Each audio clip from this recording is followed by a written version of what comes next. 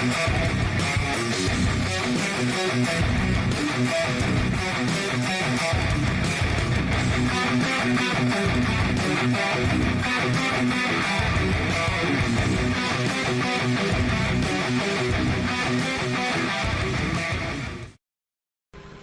we'll take a look at some of the special palettes that only appear under the window menu.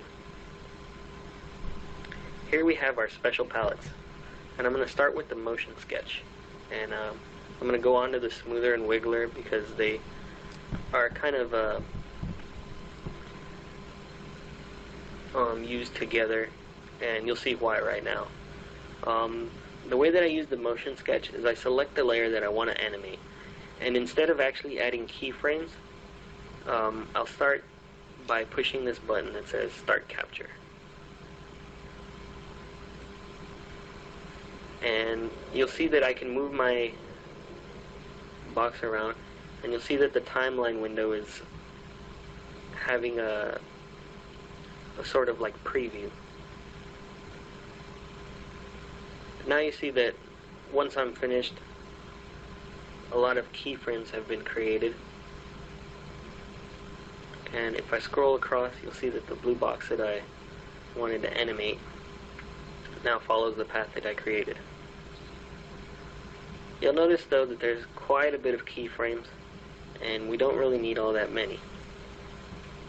So now I'll be going in, I'm going to close the motion sketch.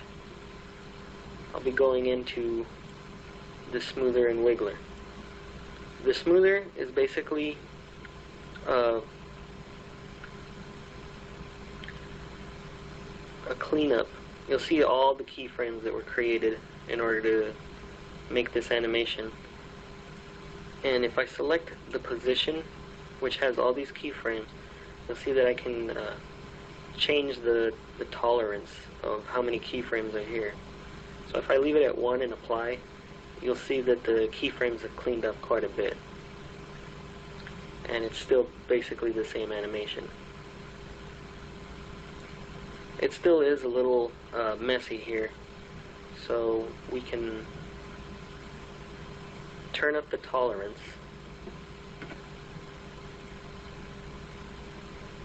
And you'll see now that our keyframes have handles, and there's a motion path now,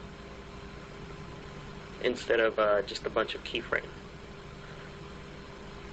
It still follows the same path, and is much smoother.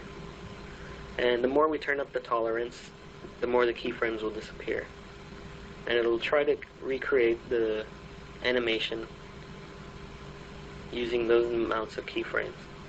And you'll see that it's just a little bit cleaner, and we can adjust this from here without having to click and animate and move and add keyframes, because this type of animation would, as you can see from the number of keyframes, would take a long time. And so we can do that in order to create our animation.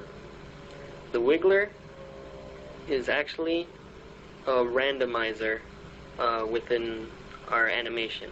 And just how I said earlier that we should add random properties sometimes in order to create a more organic animation, this palette will allow us to do that. And you'll see that it has now added a little bit of randomness into how it moves. And you'll see that the keyframes have changed. Let me move this out of the way.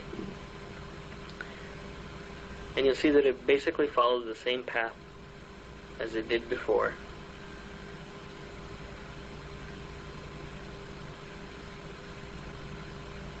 And we can just play around with the settings for how we would want the animation to occur. Now we'll take a look at the remaining special palettes that are within the window menu. The first one we have is the Smart Mask Interpolation. When After Effects has to calculate different shaped masks, sometimes the effect can be a little bit blobby and it'll just look pretty ugly. So what we do is we use this Smart Mask Interpolation, and it'll create keyframes on a new layer, or actually between the keyframe, between the mask's starting and ending keyframe. And what we can do is use this to tweak each keyframe so that the mask ends up being a lot better looking. And you can see here that we can change one of these switches, and this will allow the keyframes to rotate, or the vertices. So if, say, this was the object and it rotated, the vertices would rotate with the object, unlike if I were to leave this checked and the object was to rotate. The keyframe, the vertexes would have to find a position equivalent to its rotation. But the vertices themselves would not rotate, they would stay within the same area of the layer.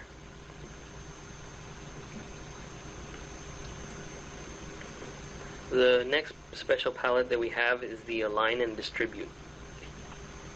The Align and Distribute palette is used to line up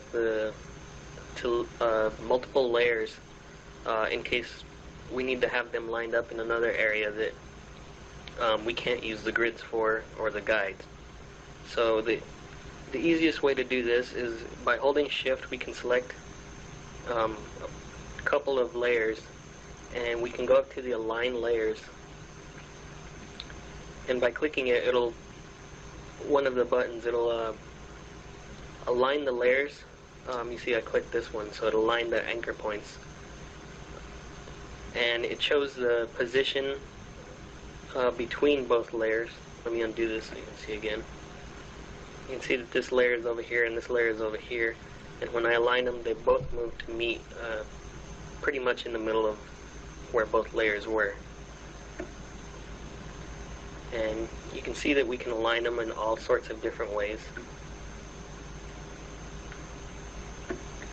You'll notice though that as I click this one, where we're lining up the layer edges, only one of the layers moved, and that's because since I'm aligning to the left edge on this one, we're aligning the left one, so the left layer did not move. It'll go the opposite way with the right side of the layer being the alignment, and you'll see that this layer moved instead of this layer. In order to distribute layers, we need to have at least 3 layers selected.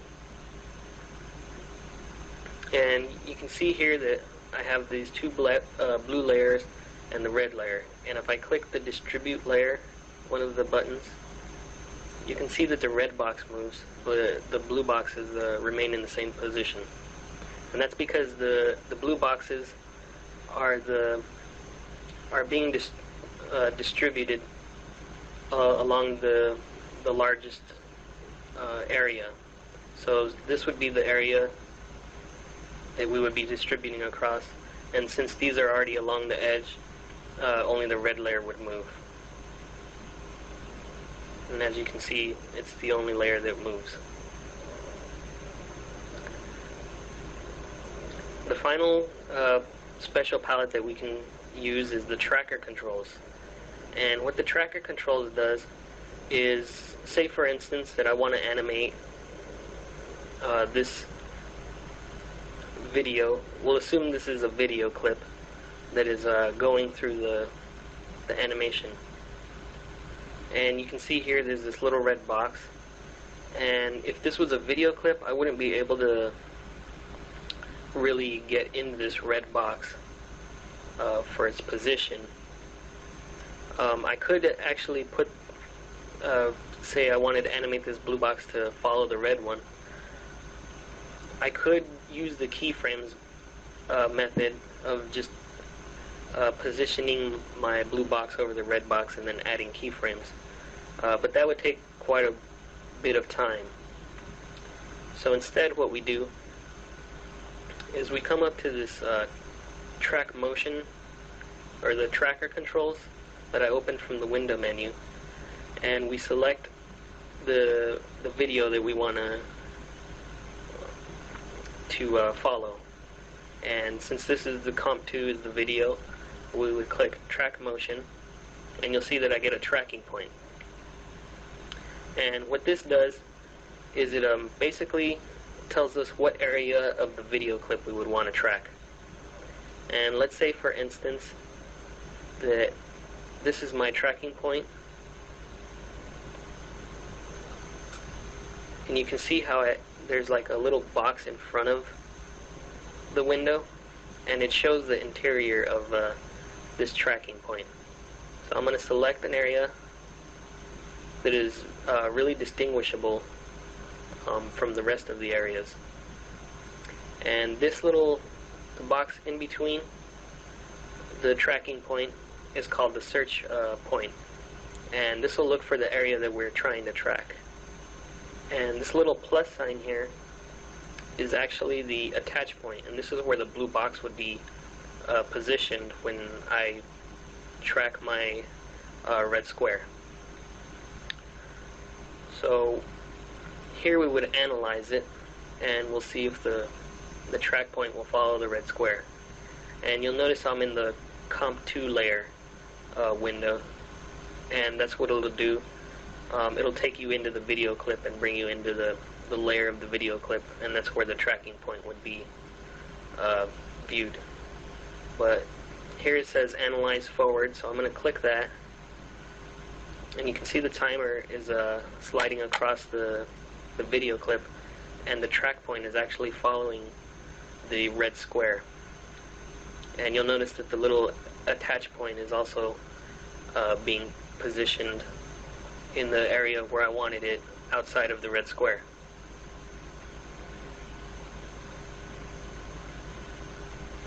And now that it's finished, you can see all the keyframes that it's added here for the tracking. And if we look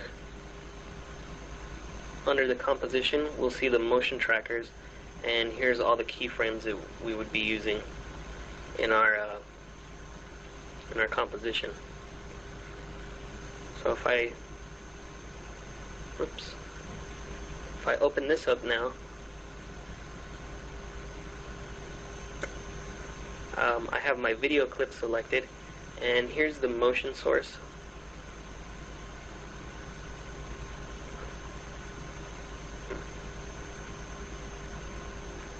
Which we would have comp 2, and you would see the tracker 1, and the motion target is the blue solid 1. I did analyze it, but I forgot one thing, and it's really important to remember that you click apply, and you'll get this apply dimensions to X, Y, or X and Y only. The X and Y will allow it to move along the whole path.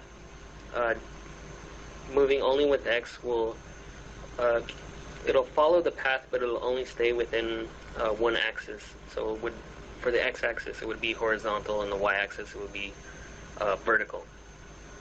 So we click OK, and now under the blue solid you'll see that the keyframes have been added to the position. And if we go back into our window, you'll see that the blue box has gone missing. And the reason for that is that it now follows the red box.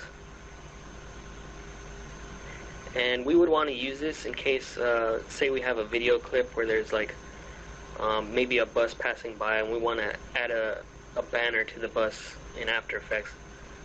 We can track the sign where the bus would be located without having to actually go every single keyframe and attach it to that point.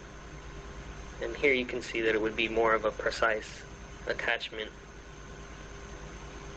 rather than going keyframe by keyframe and doing the tedious work of lining up every single keyframe.